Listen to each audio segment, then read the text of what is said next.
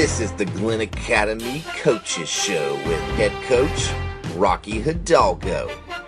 Brought to you by Advanced Rehab, Urgent Med 1, Boyd's Transmissions, Golf Cart Wholesale, Alan David Tucker, and by Marshside Grill.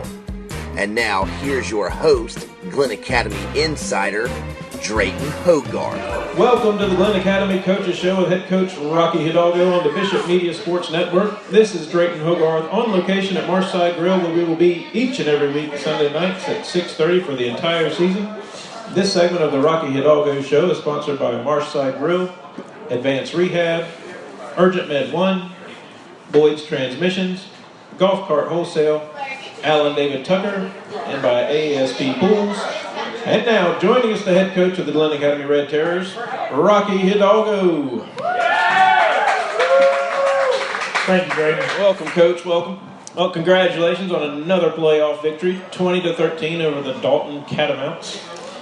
Tell us your thoughts from the game. I would say that our kids, it's a testament to our kids to go travel that far, play on the field conditions that heavily favored their opponent, and with some of the questionable calls that we received from the officiating crew, to go in and win. I mean, it really is testament to our team about how they've kind of grown up. They handled a lot of adversity in the game, at the end of the day, again, it's survive and advance, and our kids came through the win. Right. And given the conditions of the field and everything, did you kind of have to lean on your offensive line to carry you through more so than other games? Well, it's a very, I guess, a unique set of circumstances in Dalton that water percolates upward there. It was the only reason I could see. The field they were parking cars on was completely dry. It was bone dry. The sidelines were bone dry, and the playing surface has standing water on it. I'm not sure exactly how that happened. But it was, frankly, we should not have played the game there. If the field conditions were that bad, the game should have been moved somewhere, because it played a huge role in the game and totally negated all of our perimeter actions. DJ's ability to stick his foot in the ground and make players miss. But all in all, I think it was Garrison Hurd night, and that's why we have Garrison Hurd. Our offensive line did a nice job. And, they've got a big, strong football team, but they probably don't want to see number 3 rolling around over there because we heard a lot about their linebackers. Those kids don't want any more part of it. Right. Yeah, I was going to mention Garrison and kind of helping salt the game away late, especially playing tough, earning first downs, burning the clock. How special has it been to have a kid like that on your team? Well, it's always good to have a guy that you can lean on, and he runs with such determination. I mean, he's so competitive. You can see the way he runs the football. He's really back healthy again. He's playing with that edge that he plays in. I mean, you see him 2 or 3 times a game. He just shoves kids down who try to tackle him. Mm-hmm. He's such a physical runner. It's such even when people aren't blocked, they struggle tackling him. And I think that's the one thing you see with him. And, I mean, he's such a great kid. He's such a great competitor. And he's just tough. He's one of those kids. He's just tough as nails. He wants the football. It's awesome to have a guy like that on your team. Yep. And a very good receiver as well out of the backfield. Had the hook and lateral play. When did you see that opportunity kind of present itself? Was it something on the field or something you kind of went into the game looking for? Well, that's a play that we have in our arsenal, and it's one of those things. Coach Hart did a great job of calling that, and so we did a great job. He did a great job of finding the right time to call that. We knew they were going to drive on the hitch, mm-hmm. And Randy did a nice job catching the ball, flipping out to Garrison. We practice it every day, every practice, and it's one of those things that you can't run every time, but a couple times a year you can break something like that out, and it worked for. I think that's the second time we've run. I think we ran against Wayne County, as a matter of fact, early in the year for about a 40-yard gain. So it was a huge play in the game, and we had to get a score on a big play because. Driving the ball was tough. We kept running into officials every time we had a big play. It seemed like there was an official standing there we tripped over. Right. This is the Glynn Academy Coaches Show with head coach Rocky Hidalgo on the Bishop Media Sports Network. One thing that you mentioned, Garrison and DJ, they seem to have a knack for having patience when they run with the ball. Is that something that you can teach, or is that something just an innate ability that your kids have? Well, some of that, is something, part of it is just coaching the play. We have rules for our plays. A guy can bang it or bend it or bounce it or bang it. How we teach the kids and how when they can cut a play, they have to press the line of scrimmage. Then other parts of that is just having a knack of just developing a feel for where holes are going to open up. Guys are born running backs. They're not. You can't really teach a guy. It's like teaching a guy to play linebacker. A kid's either a linebacker or he's not. You can fine tune some things, but a guy has a skill set and he just has the natural instincts to do it. And we're fortunate we've got 4 or 5 of those guys who are good with the football in their hands. Right. DJ Dallas and really the entire team, they seem to be able to have an ability to kind of raise their level of play when the things tighten up a little bit to answer when Dalton took a lead.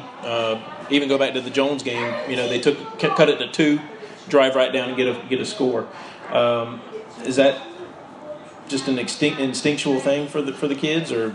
I think it's something that's been learned. We were talking today with our kids about our coaches about how far our program's come since Wayne County in 2014. We started the season 14. We down. We turned the ball over and got down 14-0. And there was a lot of panic on our sidelines, even amongst some of our coaches who were here. Really, I think that was kind of the rule of thumb. When things went bad, they made it. People made it worse. And I was very fortunate. I brought in some guys with me who had coached in big games. Obviously Sean Jackson was our offensive coordinator last year. Jeff Imperial. And we just kind of settled everybody down. The team fought back. And I think it's learned that you don't. The worst thing you can do in a football game is panic. You just got to keep playing. And I think it shows the maturity of our program and our kids that they've learned to, when adversity rears its ugly head, they just got to beat it back down a little bit. And I think that's something they've learned. It's something we've really worked hard to instill in them, that bad things are going to happen in a football game. You're going to turn the ball over. You're going to get a penalty. You can't let one play beat you. And I wouldn't hear, in years prior to that, but most football teams that have struggled to get over the hump, that's usually the case, is that they can't get over bad plays. And my wife taught me that a few years ago when I was coaching at Walton. I say that is that you get, as a coach, I would get defensive when bad things would happen, and so you kind of have to be proactive and be more aggressive. And I had to learn how to do that as a head coach, because as a defensive coordinator, I was never like that. I was, it was one of those things. Something bad happened, you put your big boy pants on, you go knock somebody down and get the ball back.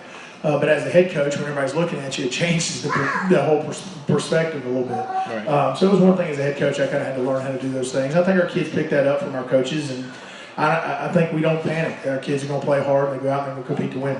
Right. Well, who else had some stellar performances for your offense that you'd like to? Well, I think our offensive line played very well. We just it was a night for big, ugly people and downhill running. That's what it was. And so, the field was nasty. I think we got hats on hats. We knocked them around like nobody's really pushed them around before. And it shows the versatility of our team. We've got a lot of skilled players with Morris Demery and obviously DJ and Brandon Jernigan and Poppy Thomas. We have a lot of guys who get the ball out on the perimeter and do some different things and things that we want to do. Friday night was not a game that you could do those things. It was a game to hand the ball off and get downhill or throw the ball deep. That's pretty much the type of night it was, and our kids took that, and defensively we hung in there. We knew they were going to try to throw the football on us, and offensively we said we're going to have to get downhill and be physical with them, and they did that. Great. More to come on the Rocky Hidalgo Coaches Show on the Bishop Media Sports Network. Right now, these words from our sponsors. Marshside Grill is your home for the best burgers, spuds, and seafood around. Come enjoy the view out by the water while taking in an ice-cold beverage. Marshside Grill is your home for the Glenn Academy Red Terror Coaches Show with head coach Rocky Hidalgo and a proud sponsor of Glenn Academy and local high school athletics. So stop in any day or night of the week for the best view and atmosphere here in the Golden Isles. And also, check us out on Facebook. Go Terrors! That back won't stop aching or that knee won't stop throbbing? Your answer is Advanced Rehabilitation and their staff of professionals. Locations in Brunswick and on St. Simons for your convenience. Go to the place that is trusted by student athletes all over the Golden Isles as well as professional athletes. Advanced Rehabilitation specializes in neuro and orthopedics and will have you back in the game in no time. Find a clinic near you, physicaltherapygeorgia.com. Tired of waiting hours to get in and out of the ER or can't get in to see your doctor? The wait is over. Urgent Med 1 is a fully functioning urgent care clinic with highly trained professionals, on-site x-ray and labs that will get you in, out, and on with life. Open weekdays 9 a.m. to 9 p.m. and weekends 10 a.m. to 6 p.m. or sign in online with ZipPass. Located off exit 36B on Highway 341, look for that MASH Jeep with the big red cross out front, ERGENT Med 1. Drive a few minutes and save a few hours. Welcome back to the Glynn Academy Coaches Show with head coach Rocky Hidalgo on the Bishop Media Sports Network. This is Drayton Hogarth on location for Marshside Grill. This segment brought to you by Marshside Grill, Urgent Med 1, Advanced Rehab, and Golf Cart Wholesale. Looking at the stats, Coach, 4 yards rushing allowed. I know you've said all season that no one's going to be able to consistently run the ball on your defense, but did your defensive front seven kind of surprise you a little bit even Friday with how well they played? Not really. I mean, we've got a great group of kids up there. That, I think the thing is they play incredibly hard. They're fit. We are very, very physical. Every week we get more physical on defense. I think our coaching staff has done a great job of getting those guys to play really good, fundamental, hard-nosed football. And it's tough to make a living on the ground against us. We have some good players over there. Yeah, because from everything I've seen, Dalton is a very physical team, and you guys just stonewalled them all night. Yeah, I think going into the game, they thought they were going to play big boy football with us, and like I said, they were body punchers, and they wanted to take a toll on us and impose their will in the third and fourth quarter. I don't think they expected to come in and run for, 4 yards or whatever they ran for.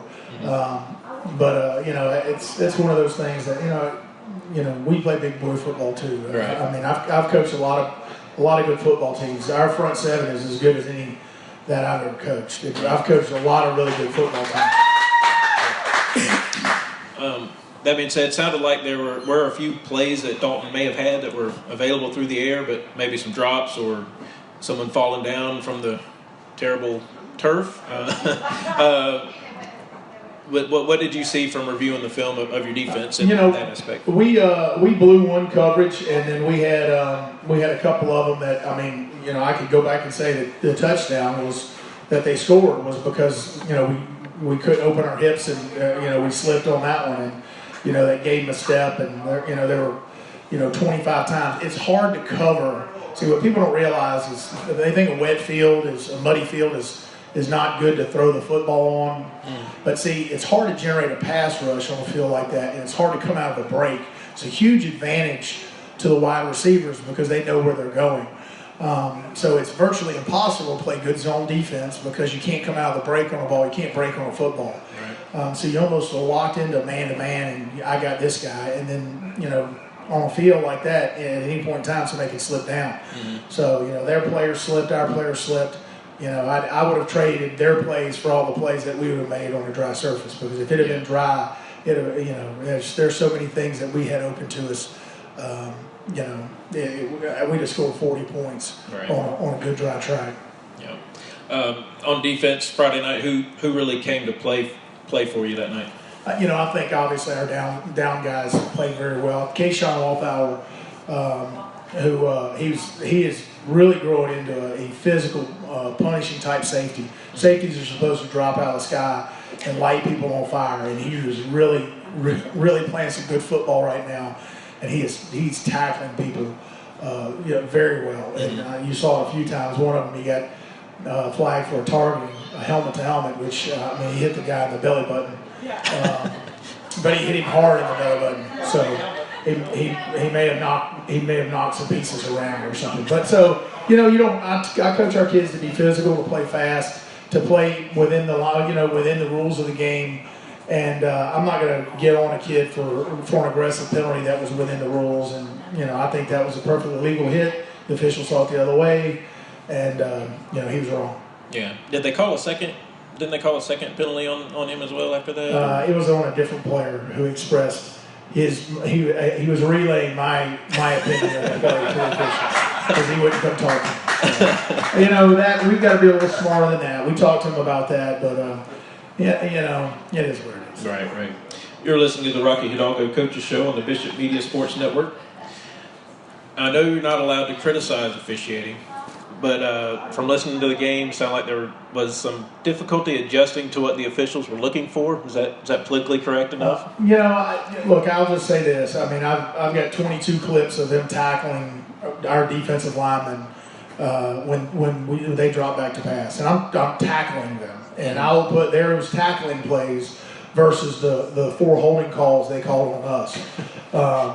And you know, the touchdown pass they threw, I mean, there were two holding calls. One guy has Dexter literally around the waist. He looks like he's going to hip toss it. You know, so the problem is that there's only so many officiating crews across the state. You know, it can be frustrating sometimes. It was the only time in my career at Glynn Academy I was looking around wishing Gold Coast was there.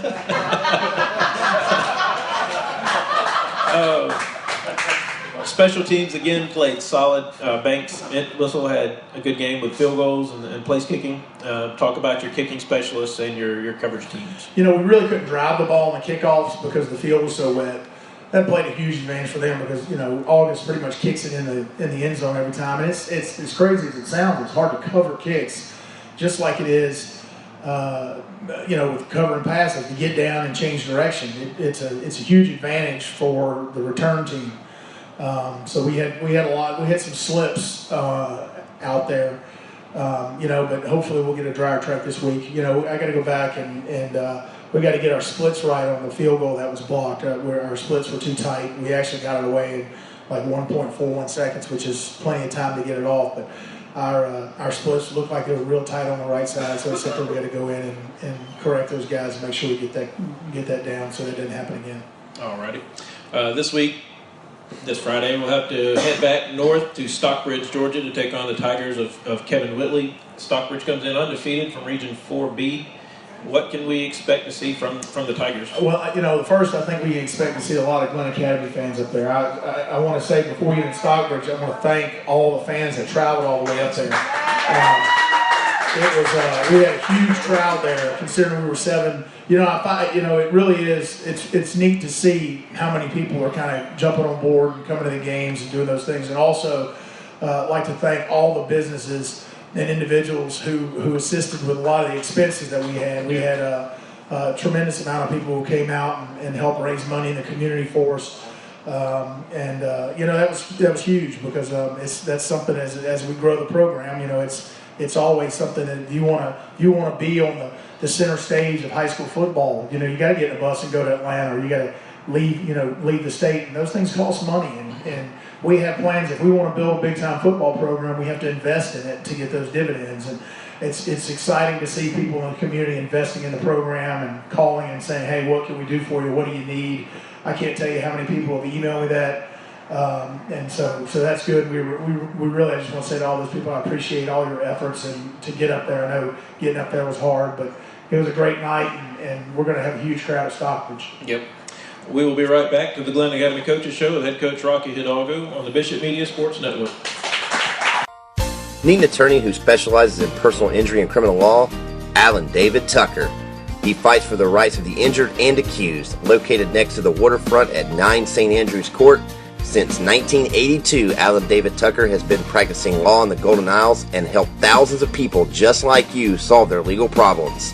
Give Alan David Tucker a call. Proud supporter of Glynn Academy Athletics, 912-267-7123, and let's go Terrors. Looking to make your life more fun? Then check out GCW Karts. With top-of-the-line karts like Easy Go, Bad Boy, and Cushman, you can cruise the island or just around the neighborhood in style. Need to rent a cart? GCW Rental rents carts for long or short-term use, and they make it easy by delivering your cart to you and picking it up when you're finished. So remember, for brands like Easy Go, Bad Boy, and Cushman, visit GCW Karts in Brunswick at the corner of Cypress Mill Road and the Spur, or call 912-434-4601. You've walked your last mile. Boyd's Transmissions will get you riding with a smile. Boyd's Transmissions is your hometown stop for any and all transmission work and much more. Boyd's Transmission has been locally owned and operated for over 30 years right here in Glynn County. Come check us out at 3123 Norwich, right across from the National Guard Armory, 912-264-6768, or find us on Facebook and go Terrors. It's hot and keeping your pool running is essential right now. ASP is your hometown pool care and maintenance neighbors. Marcus and the professionals at ASP will have your pool looking and running like a dream to help you beat the heat. 912-230-5777 or online at www.stsimonsgapoolservice.com or find ASP on Facebook. ASP is a proud supporter of Glynn Academy Athletics. Let's go Terrors! Welcome back to the Glynn Academy Red Terror Coaches Show with head coach Rocky Hidalgo on the Bishop Media Sports Network. This is Drayton Hogarth on location at Marshside Grill. This segment is brought to you by Boyd's Transmissions, ASP Pools, and by Alan David Tucker. Coach, getting back to the Stockbridge Tigers, what do you think we'll see on their base offense and things like that? Well, they are a double slot, triple option offense like Georgia Tech. They are very skilled players. Their tailback or their fullback, their B-back as they call them, their quarterback, and they've got a wide receivers about 6'2" who can really run and go up and get the football. A couple of their slots can just fly. They're very athletic. Their offensive line is really, really good. Mm-hmm. They do a nice job of what they do. Defensively, they got 2 Division I defensive ends. A lot of those guys who are playing on the offensive side of the ball, on the offensive side of the ball, play in secondary for them. So they're very athletic. A very athletic team. They, I think they're Kevin Whitley is an exceptional head football coach, very well known and respected in Atlanta. He does a great job with his kids. You can see how hard they play. So it's going to be a good football game. It's going to match. We're going defensively. We're going to have to. This is going to be a different game. It's not somebody just going to come out and just kind of cram it down your throat with a triple option. They're going to leave guys unblocked, and we're going to have to be very disciplined. And play flat down the line, get hats on the tailback. But we're going to have to stop their dive game. If we can stop their dive game and make them execute all 3 phases of the offense, then we got a chance to get out there and maybe make some hay and slow them down. Mm-hmm. Looking at their stats, Jalen Holston is a junior. He ran for 292 yards last week against Gainesville and has over 1,300 on the season. What have you seen about him on tape so far? All their guys offensively are very good players. Like I said, their quarterback and they have game breakers at quarterback, at their fullback position, at their slot position, at wide receiver. So from a skill set, they're all very good, and they've got 3 guys in the running game that can take it to the house anytime they touch it, and a couple guys on the perimeter that they can throw the ball downtown to. And they do. You'll see them. They throw a lot of post routes and fade routes and what they call those 50-50 balls, and let those guys go up and just make plays on them. Is there a team that they compare physically or stylistically to that we've seen so far? No, we haven't played a double slot team this year, and that to me, that's what's fun about the playoffs. We go from Jones County, who perhaps maybe the most dynamic offensive team in the entire state with their skilled players at wide receiver, running back, and then you go play Dalton, which is a totally different type of football team, built totally different. They want to shorten the game, make it a 17-point game, and win the game, 17-14. And then you come over and you play a team like Stockbridge, who's double slot, triple option, very athletic, and they're going to make us play really disciplined football. So, I love coaching against double slot teams and spread teams, and to me that's fun. I do. I love the challenge of it. It's like a chess match. There are a lot of guys that hate coaching against the triple option, and I don't. This is a chance for our coaches to show how well we can coach and get our kids. It's not me coaching against their coaches. It's me coaching my kids to compete against their kids.